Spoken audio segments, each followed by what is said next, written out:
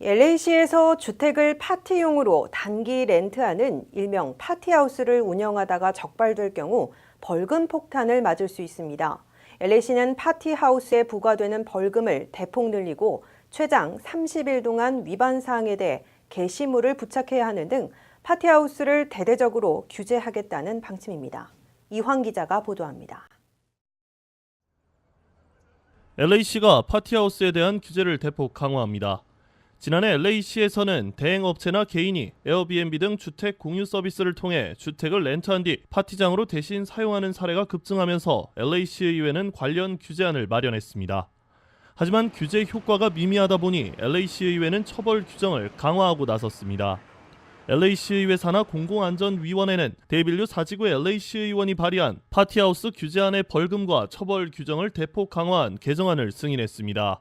이번 개정안은 LA시의회 승인만을 남겨놓고 있습니다. 파티하우스 운영으로 인한 인도나 도로 차단, 기물 파손, 노상 방류 등의 문제를 일으키면 단속 적발 대상이 됩니다. 또 파티하우스가 주류 판매 라이센스 없이 술을 판매하거나 21살 이하 참석자에게 술을 제공하는 것도 엄연한 불법입니다. 첫 적발 시 벌금이 $500며 순차적으로 벌금이 인상돼 최대 $4,000의 벌금을 내야 했지만 이번 개정을 통해 최대 벌금은 2배 늘어난 $8,000로 인상됐고 형사 처벌까지 받을 수 있습니다. 또 적발된 주택 소유주는 30일 동안 위반 사항을 주민들이 볼 수 있게 게시해야 합니다.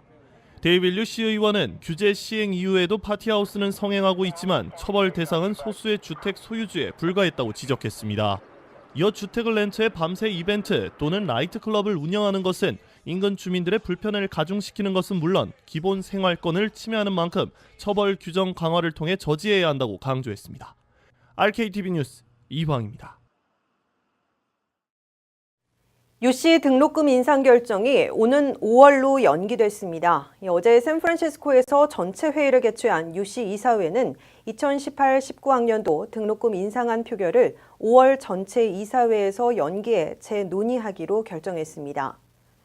당초 유씨 이사회는 캘리포니아 거주자 학생을 기준으로 올 가을 학기부터 등록금을 2.7% 인상하는 안을 승인할 것으로 예상됐습니다.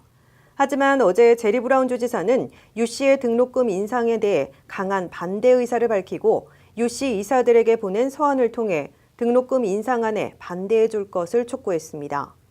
오는 가을 학기부터 $342가 오른 12,972로 인상될 것으로 예상됐던 유씨 등록금 인상안은 오는 5월 이사회에서 최종 승인 여부가 결정될 걸로 보입니다.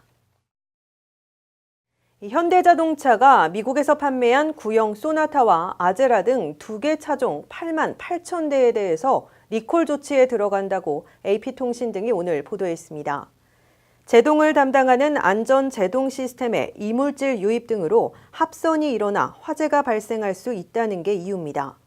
해당 차종은 2006년 생산된 소나타와 2006년에서 2011년 사이 생산된 아제라입니다.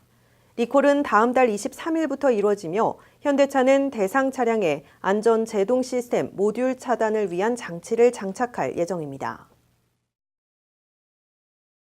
인류 위기를 상징적으로 나타내는 운명의 날 시계의 분침이 자정 2분 전까지로 바짝 앞당겨졌습니다. 미국 핵과학자회는 오늘 워싱턴 DC에서 기자회견을 하고 운명의 날 시계의 분침이 밤 11시 58분으로 자정 2분 전을 가리키고 있다고 발표했습니다. 전년도의 2분 30초 전보다 30초 앞당겨진 시각입니다.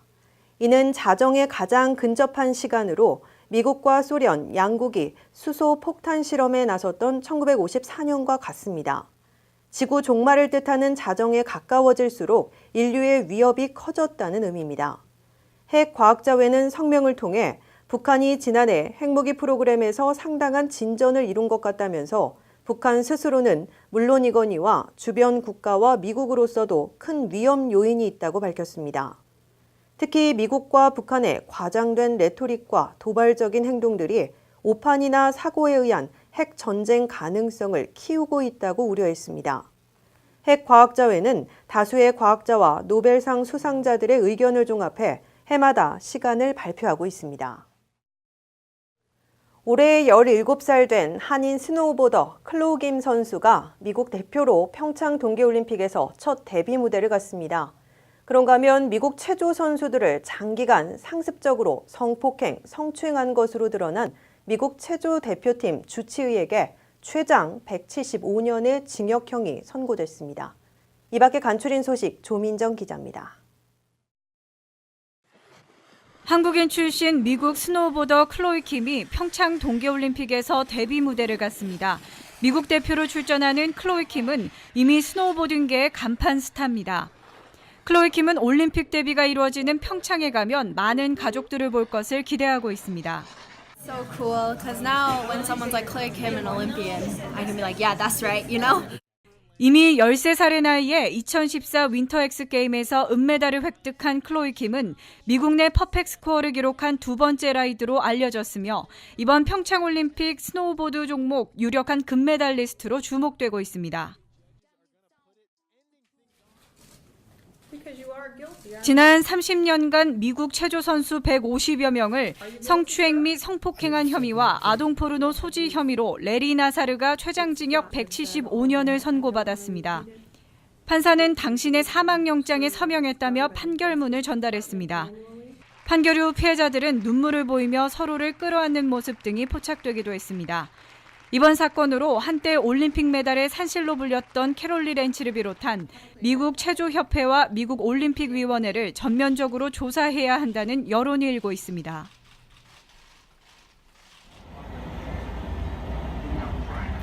지하철 내 공공직서를 지키지 않은 18세 소녀의 무례한 행동과 또 그녀를 교육하기 위해 과도하게 무력을 사용한 경찰관의 행동이 인터넷에서 주목을 받고 있습니다. 신발을 지하철 좌석에 올린 소녀에게 경찰관은 발을 떼라고 지시합니다. 소녀가 말을 듣지 않자 경찰관은 무력을 사용해 그녀를 지하철 밖으로 내쫓습니다. 이 비디오 클립은 현재 700만 뷰를 넘으며 네티즌 사이에서도 논쟁이 일고 있습니다. 메트로 측은 무례한 승객을 다루는 더 우호적인 방법이 있었을 것이라며 이번 일에 대한 입장을 밝히기도 했습니다. RKTV 뉴스 조민정입니다. 잠시 후 이슈 포커스가 이어집니다.